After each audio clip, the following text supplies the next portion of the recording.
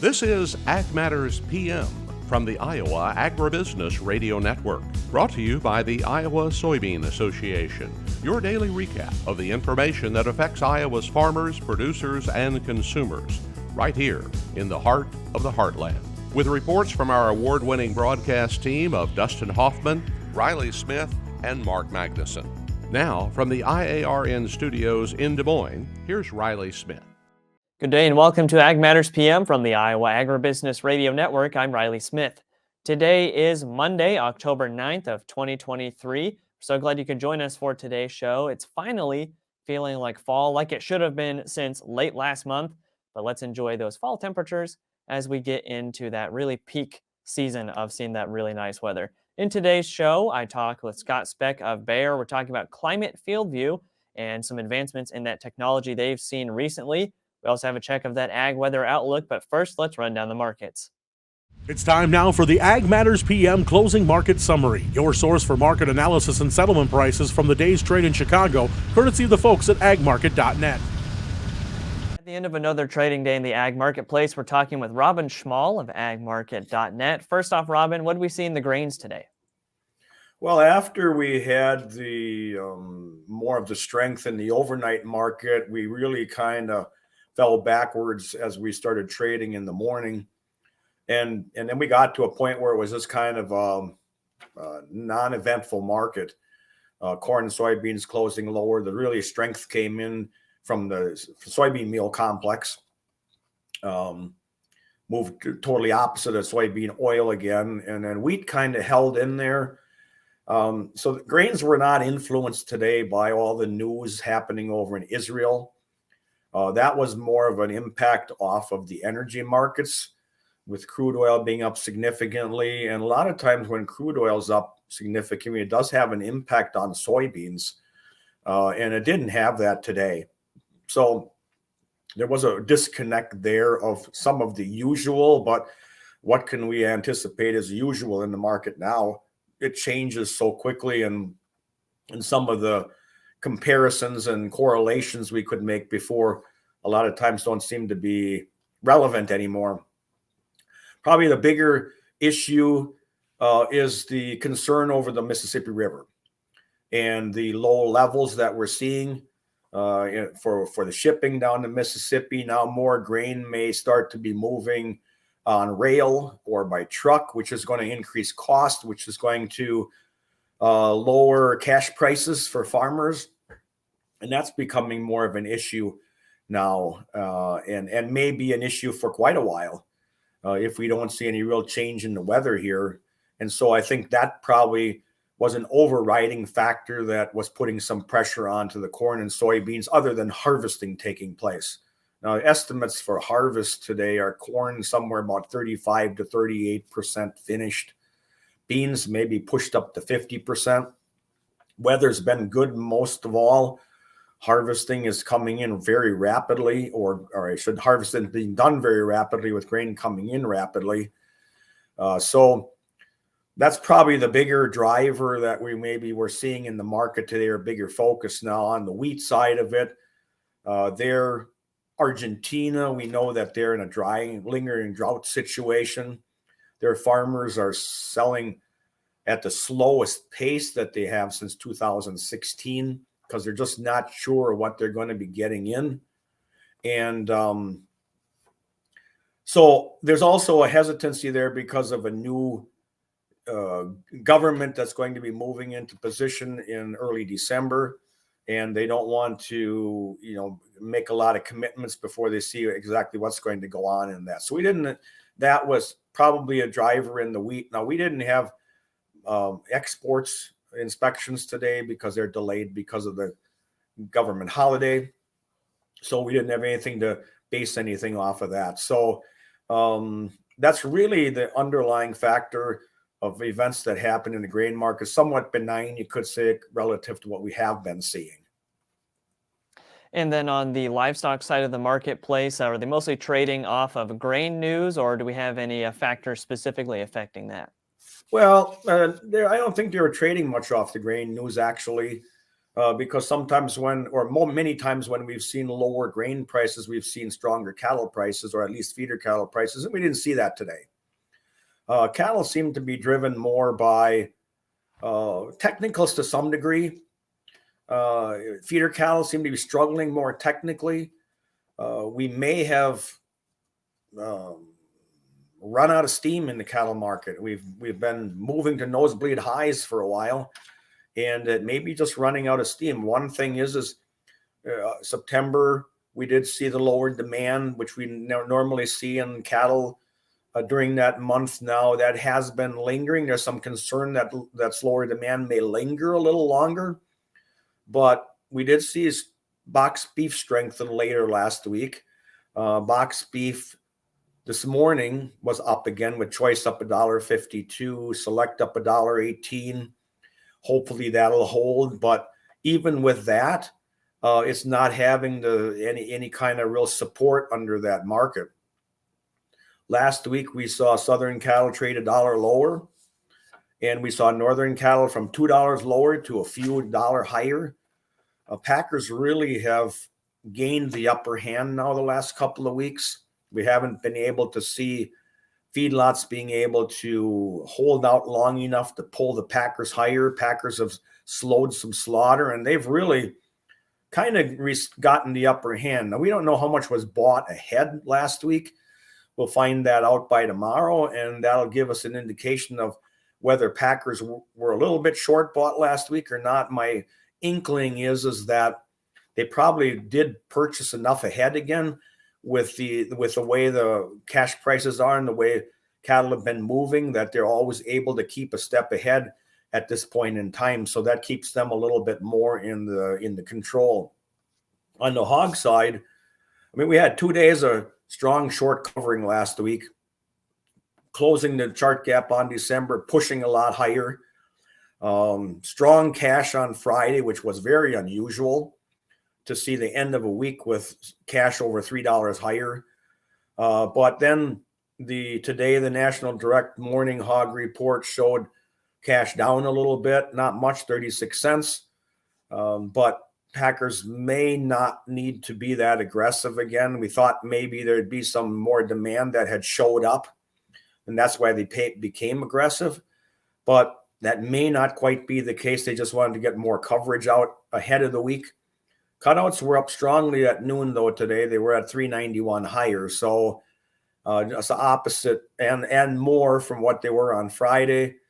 But the hog market is just a real tough one right now because there's not consistent cash movement trending higher. There's not consistent trending higher on the cutouts. And that leaves traders just guessing constantly and probably more likely short-term trading rather than taking long-term positions. And Robin, I know you were just at the World Dairy Expo. Hopefully you're not all talked out on the dairy markets, but what's been going on there lately? Well, there's quite a bit of things going on in dairy markets, but yeah, the show was really good. A lot of people there, a lot of cattle being showed, and it's just a good time to learn a lot of things. A lot of international show people were there, or not show people, displays. But on the dairy side, up until, it was 13 out of the last 14 consecutive trading days before today, we saw new record highs being established in butter. And that's just been incredible. It's been almost a straight up movement in butter. Very little trading activity on the cash market. Today we were down a quarter cent. Doesn't really mean that the top is in, but it's been an incredible market. On the other side, cheese has been struggling.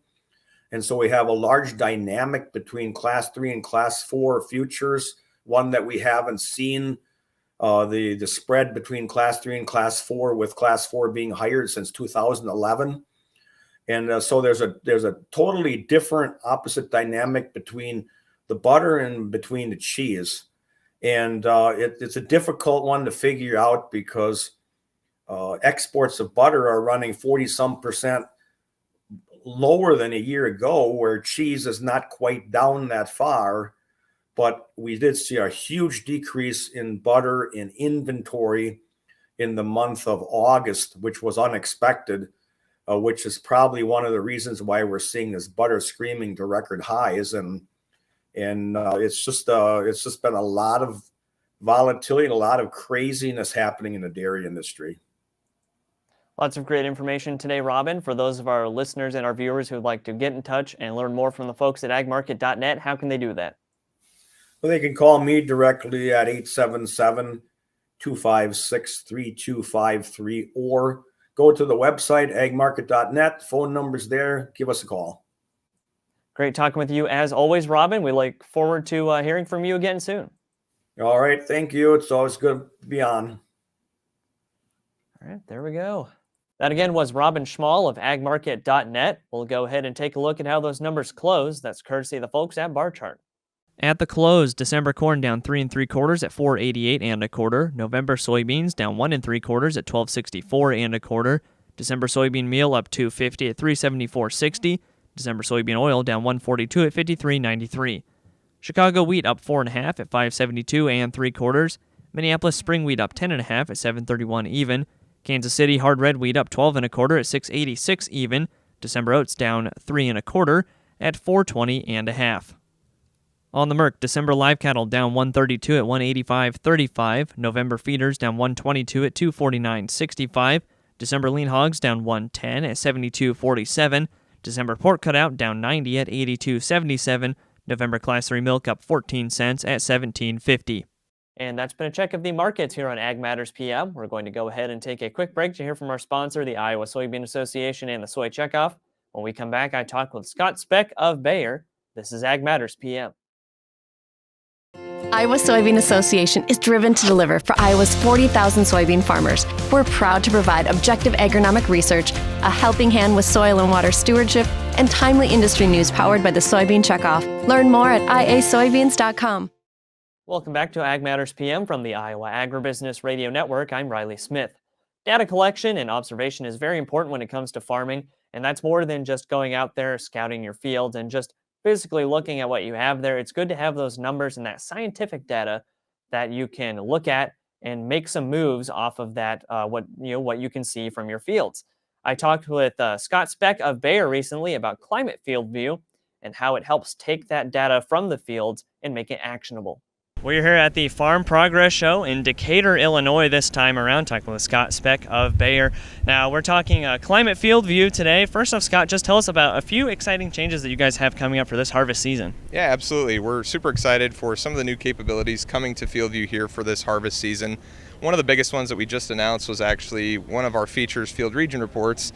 Farmers use that all the time to really dive into their data to understand what's going on within the field at more of a small level, to understand in this part of the field what seed performance, how is that being impacted with elevation, population, and different factors of the field. One of the unique things that we're able to add for this harvest season actually is application data.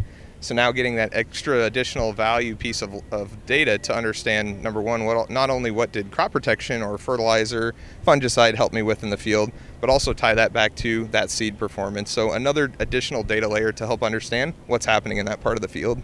Right, and adding those data layers to it is so important because there are so many things that could go right or wrong with a crop. So being able to identify, it's like, well, maybe it actually wasn't, pest pressure this year. It was actually a lack of nutrients in some other area. Just having those options is really good for those producers. Yeah, it is. I think when we look at FieldView, one part is being able to capture that data and see it in a map in real time and come back to it over that period of the season or year over year.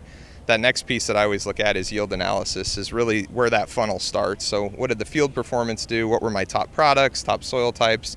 And then using these field region reports helps me go in a more microscopic level to say, in this part of the field, this 4 acres that I see that's red on the yield map, why was that? And help me make some more confidence about next year's management decisions. Right, and it's important that information is digestible as well, because it's one thing for the producer to see the information. It's like, okay, well, now what do I do with it? And we know that climate, that's a big thing with this. Make sure that they can see that information and know the actions that they need to take next. Yeah, that's huge, and I think it's a big part of our support system too with Climate FieldView.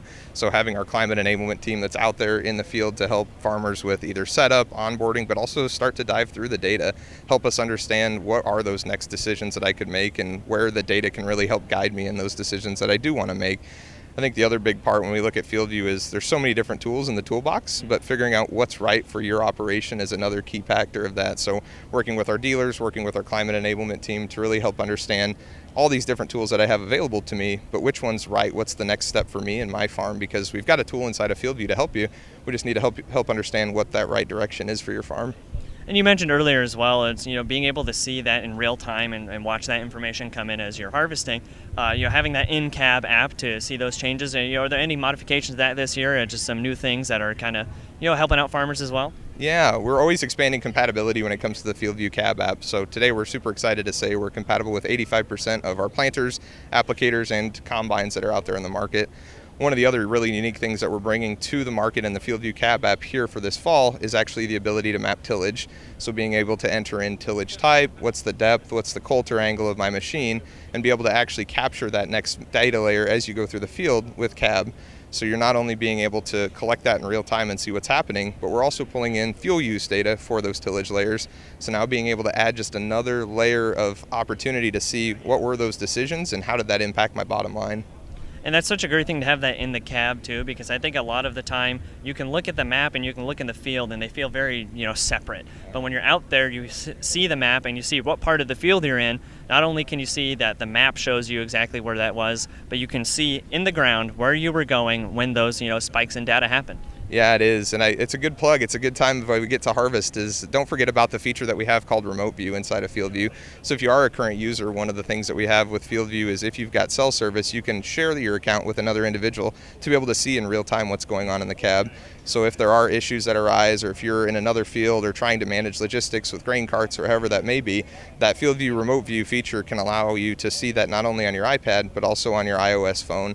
So being able to see those maps paint in real time, but also start to manage logistics. So that's always one that's a great plug as we get into the next operational season to say, hey, we've got this feature here inside of FieldView that could be a great opportunity as we go into this season. All right, Scott, lots of great information today.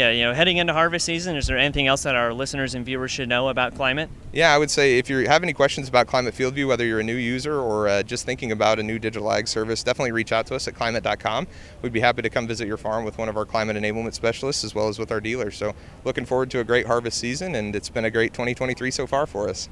That again was Scott Speck of Bayer. Let's go ahead and take a look at that ag weather outlook.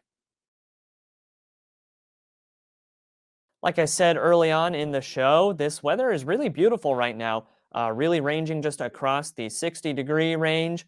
Not much wind, even though over the weekend there was a good amount of wind blowing through the state as that pressure system came through. But now we're just enjoying those fall temperatures. It feels like they should have been around here for a little bit longer, but we did get that last breath of summer to give it a little more warmth. And now we're finally into the fall weather, the harvest weather, and that pumpkin patch weather. So let's see what the National Weather Service has in store for the next 24 hours. As you can see from the National Weather Service, we have some beautiful weather ahead here. Today we have sunny skies and fall temperatures with the highs ranging from about 60 to the mid-60s. Tonight clear with patchy areas of frost, lows overnight ranging from the low to upper 30s. And tomorrow there will be some areas of frost in the morning, then we'll have sunny skies once again, lows ranging from the low to upper 60s. And taking a look at the affiliate weather map for tomorrow, Cherokee will be sunny with a high of 60, Shenandoah sunny and 69, Des Moines sunny and 67, Waterloo sunny and 63, Albia sunny and 67, and Clinton will see sunny skies with a high of 62. You can find a more detailed forecast in your part of the state by checking in with your local Iowa Agribusiness Radio Network affiliate. If you don't know your local affiliate, go ahead and check out our website, iowaagnet.com. We do have an affiliates tab there where you can see a map of all the stations, their call numbers, and their websites. And while you're on the website, check out our 5 daily ag news stories. Check out the podcast tab to find your free twice daily market podcasts. Also find those on Apple, Amazon, Google, Spotify, and Podbean. You'll see a video of AMPM on the front page as well. Check it out on our YouTube channel where you can see that coming out every day, as well as these past episodes. Click on the notification bell and the subscribe button to see when those videos go live. From the Iowa Agribusiness Radio Network studios in Des Moines, I'm Riley Smith. On behalf of Mark Magnuson, Dustin Huffman, and Andy Peterson, we thank you for watching. This has been Ag Matters PM.